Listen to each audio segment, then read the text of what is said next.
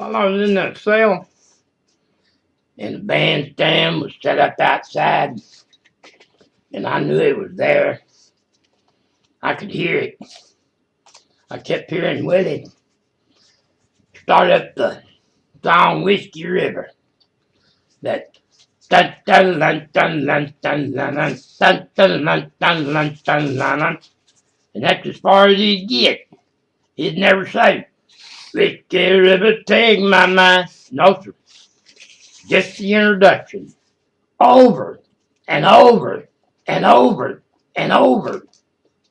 And the guards would just stare at the door. But they wouldn't get close to it. And people were pounding on the door, wanting in, wanting to get me out. But I couldn't. The guards would not respond. And I tried tapping Morse code. I tried begging them. I tried escape. None of it worked. None of it. Not that time. Not at that time. And eventually, I was taken to another chamber. But before that, no, I'm jumping too far ahead. Before that, while I was in that cell, there was a huge flat screen TV hung from the ceiling, and I could not see it well, and I could not hear it well.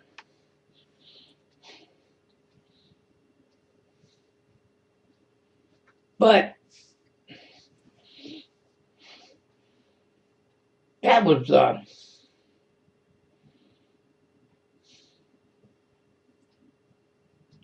after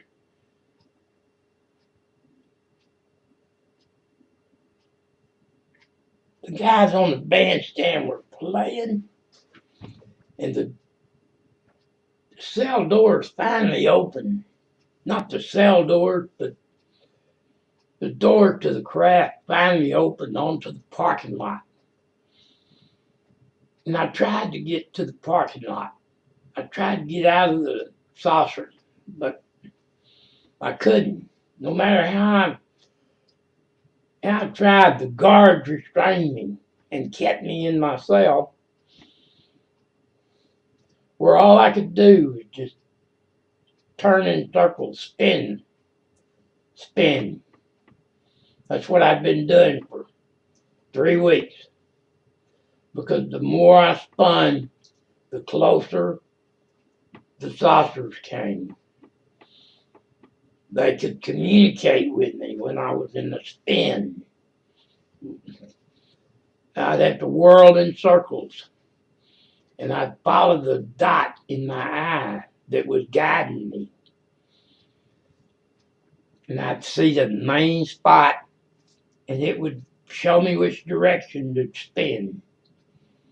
And the other little dots came to represent the guards. And that way I knew when the guards were coming close, because the little dots that I saw in my eye would move in unison with the guards, so that I knew what they were doing.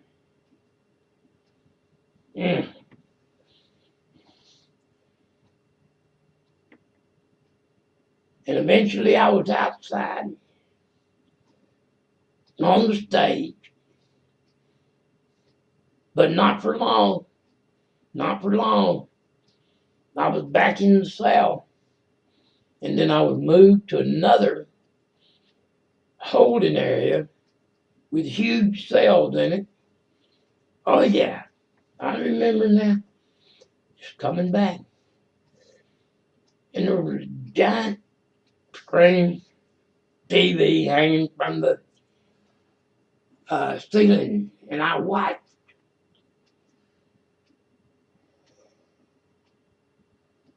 No, not at that time, no. No, I was moved to the other location. in a different cell, more secure, not wet. And there were other warriors in the other cells. And in one cell was a black man that was so angry, he had smeared the plastic front of his cell with feces and wrote all kinds of curses and slang on the plastic bars or plastic cover to the cell, and totally smeared it with shit to where you couldn't look in and see him, but you could hear him in there going nuts. All he wanted to do was kill. Didn't matter who, didn't matter what. He just wanted to get his hands on something and kill. And my father spoke to me and told me, it's the end, it's coming. It's coming. And I said, no, don't kill. Don't start the race war. Don't do it.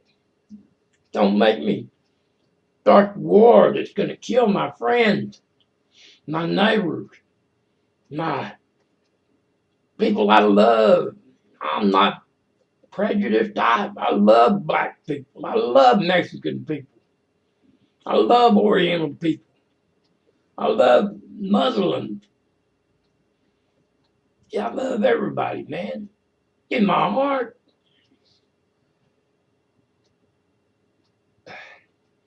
And so I pleaded with my father, what can I do? And I can't get a cup of coffee. What else? What else? He told me, if another black man dies at the hands of a black man before I arrive, the world will end tonight. And I said, oh, I'll try to hold on. And at this time I was being strapped to a cross. And it was a huge cross, made out of crystal, not wood. It was like glass. And I was being lashed to it. And I could hear that black man and 4 black guards were at his cell and taking him out of the cell. And I was so afraid that he would kill one of them or they would kill him. And I cried and I begged and I prayed, please don't let this happen, please. Well, finally, I was on the cross and it was taken out to the stage and mounted up over the stage. And it was huge. And when my father got there, the cross lit up like a beacon. And I was hanging on it. And I was so in pain and hurting so bad. I remember I just yelled out, kill them all, kill them all, kill them all. And the white men took out their guns and began to kill everybody that was not white. And I was hanging there watching. And the next morning, I was down. I was back inside the cell. I was in heaven. I was in heaven being greeted.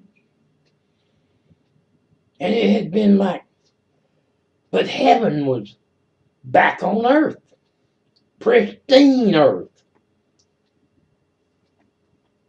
Crystal clean, clear earth. white snow, clear water, not a speck of garbage or trash anywhere. All the structures were intact. All the food in the stores was still there. All the cars were sitting there empty. All the bicycles, all the toys, all the material things were still there, but there was no life. Not even, um, I said there was no life. There was a lot of life. There was birds singing. There was bees buzzing. There was um, children playing, but they were white. They were white children. There were no other races on the planet except for the white race.